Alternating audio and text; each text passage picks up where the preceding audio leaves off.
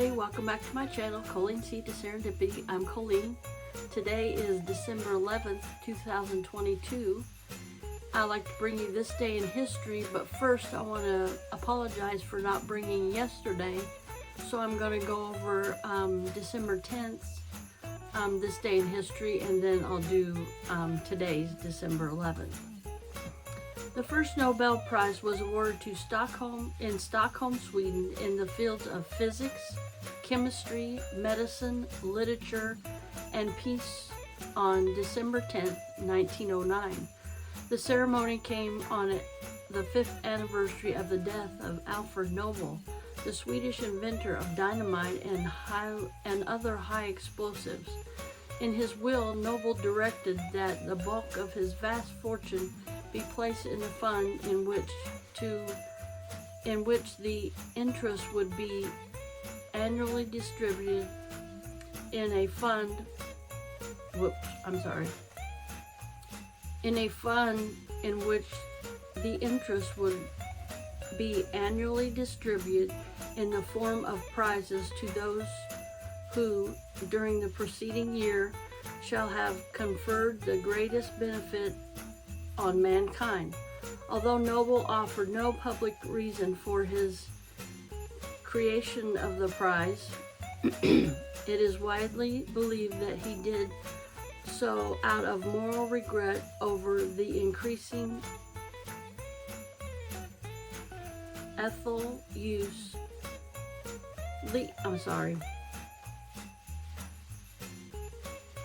Although Nobel offered no public reason for his creation of the prize, it was widely believed that he did so out of moral regret over the increasingly lethal use of his invention in war.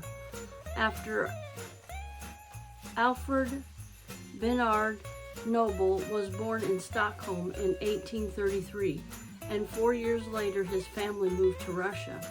His father ran a successful St. Petersburg factory that built explosive mines and other military equipment.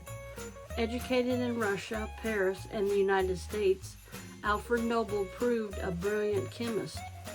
When his father's business faltered after the end of the Crimean War, Nobel returned to Sweden and set up a laboratory to experiment with explosives. In 1863, he invented a way to control the detonation of nitroglycerin, a highly volatile liquid that had been recently discovered but was previously regarded too dangerous for use. 2 years later, Nobel invented a blasting cap, an improved detonator that inaugurated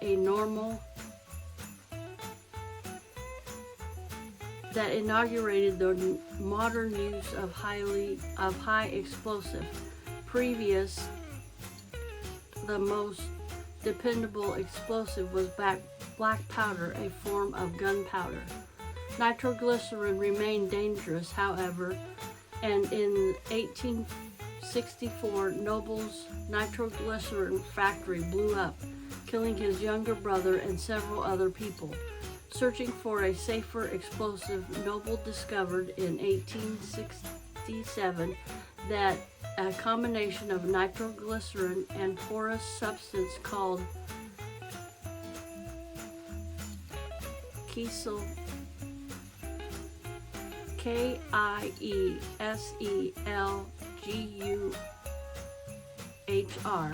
produced a highly explosive mixture that was much safer to handle and use.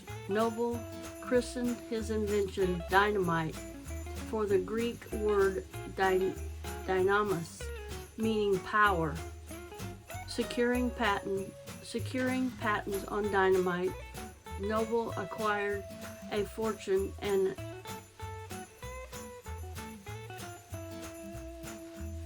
as humanity put his invention to use in construction and warfare.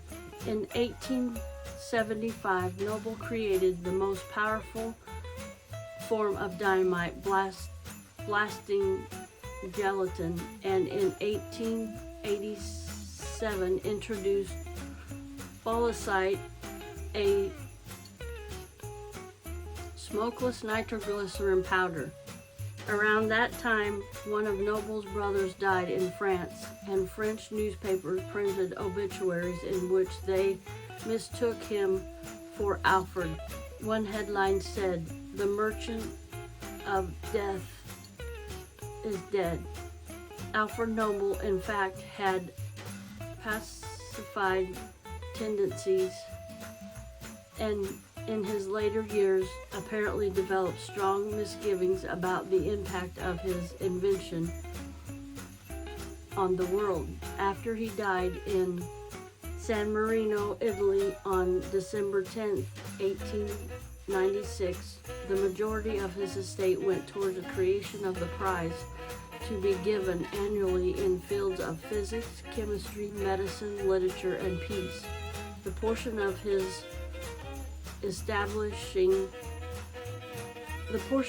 will establishing the Nobel Peace Prize read, "One award shall be given to the person who has done the most or best work for fraternity among nations, for the adulation and reduction of standing armies, and for the holding and promotion of peace congressy." Exactly 5 years after his death, and the first Nobel Peace Prize were presented. Today, Nobel Peace Prize are regarded as the most prestigious award in the world in their various fields and in their various. Today, the Nobel Prizes are regarded as the most prestigious awards in the world in their various fields.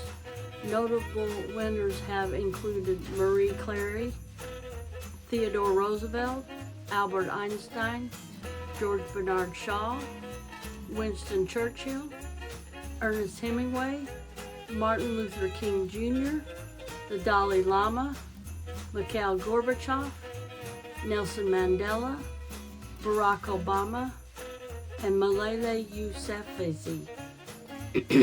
Multiple leaders and organizations sometimes receive Nobel Peace Prize, and multiple researchers often share the scientific award for their joint discoveries.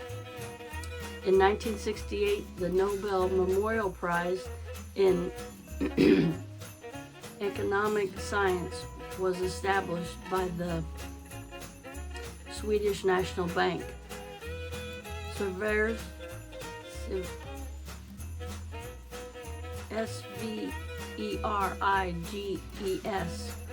and his last name is Riksbank, and first awarded in 1969. The Royal British Academy of Science decides the prizes in physics, chemistry, economic science, and the Swedish Royal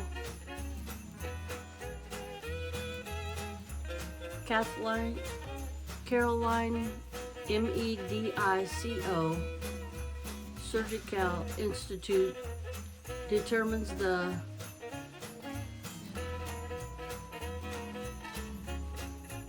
physiological or medical reward. The Swedish Academy chooses literature, and the committee elected by the Norwegian Parliament awards the Peace Prize. The Nobel Prizes are still presented annually. Each Nobel Prize carries a cash prize of nearly $1,400,000 in dollars, and recipients also receives a gold medal, as is the tradition. I want to thank you for watching today, and now I will do December 11th.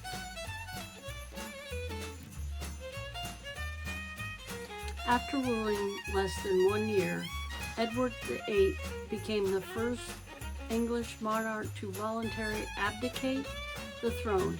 He chose to abdicate after the British government, public, and the Church of England condemned his decision to marry the American divorcee Willis Warfield Simpson. On the evening of December 11th, he gave a radio address in which he explained, "I have found it impossible to carry on the heavy burden of responsibility to discharge the duties of king, as I wish to do, without the help and support of the woman I love." On December 12th, his younger brother, the Duke of York, was proclaimed King George VI.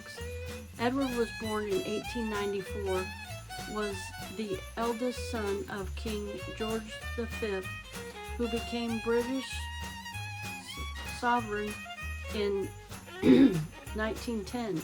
Still unmarried, he approached his 40th birthday, and he socialized with fashionable London society of the day. By 1934, he had fallen deeply in love with American socialite Willis Warfield Simpson, who was married to Ernest Simpson, an English-American businessman who lived with Mrs. Simpson near London.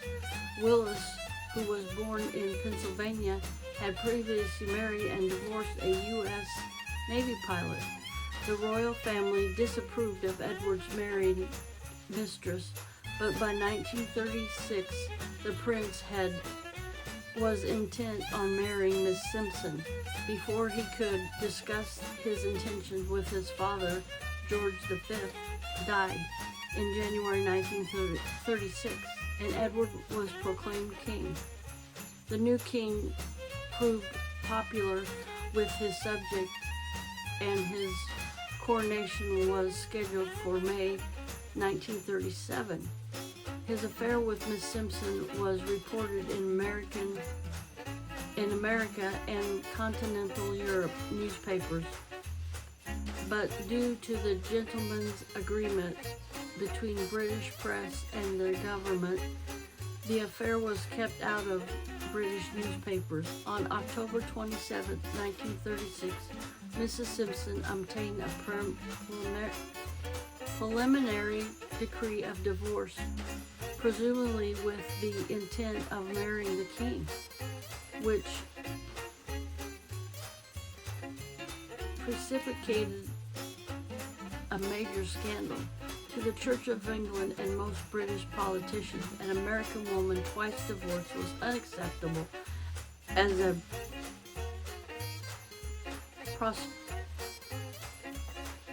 prospective British queen.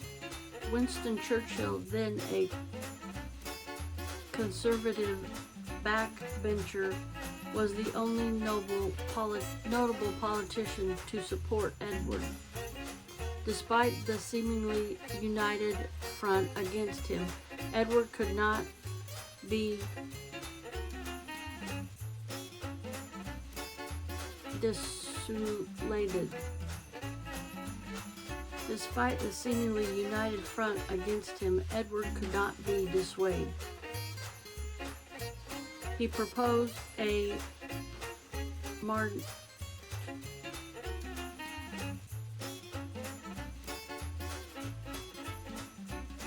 Marganatic wedding in which Willis would be granted no rights of rank or property.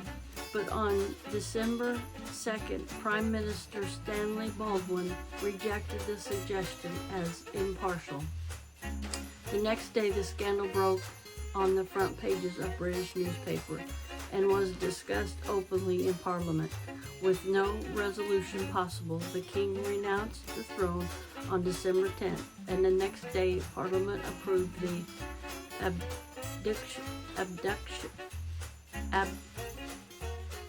abdication instrument, and Edward VIII reign came to an end. The new king, George VI, made his older brother Duke of Windsor. On On June 3rd, 1937, the Duke of Windsor and Willis Warfield married at Chateau de Cannes in France's Laurel Valley. For 2 years, the Duke and Duchess lived primarily in France, but visited other European countries, including Germany, where the Duke was honored by Nazi officials in October 1937 and met with Adolf Hitler. After the outbreak of World War II, the Duke accepted a position as a liaison officer with the French. In June 1940, France fell to the Nazi and Edward and Willis went to Spain. During this period, the Nazis concocted a scheme to kidnap Edward with the intention of returning him to British throne as a puppet king. George VI, like the Prime Minister Winston Churchill, and adamantly opposed to any peace with Nazi Germany, unaware of the Nazi kidnapping plot, but conscious of Edward's pre-war Nazi sympathies, Churchill hastily offered William a governorship of the Bahamas in the West Indies. The Duke and Duchess set sail from London on August 1st, 1940, narrowly escaping a Nazi SS team sent to seize them. In 1945, the Duke reassigned his post, resigned his post, and the couple moved back to France. They lived mainly in Paris, and Edward made a few visits to England, such as to attend the funeral of King George VI, and in 1952, and his mother, Queen Mary, in 1953. It was not until 1967 that the Duke and Duchess were invited by the royal family to attend an official public ceremony, the unveiling of the plaque dedicated to Queen Mary. Edward died in France in 1972, but was buried at Frogmore on the grounds of Windsor Castle. In 1986, Willis died and was buried at his side. I want to thank you for watching this long day in history, because it was 2. And I want to apologize again. I didn't come to you yesterday with one, so I combined them today. I want you to stay blessed and stay safe, and remember to smile, because I love you, but more importantly, God loves you. And remember, I go live every Saturday night at 5 p.m. Central, and that's 6 p.m. Eastern. All right, everybody, have a blessed day, and I'll see you in my next video. Bye now.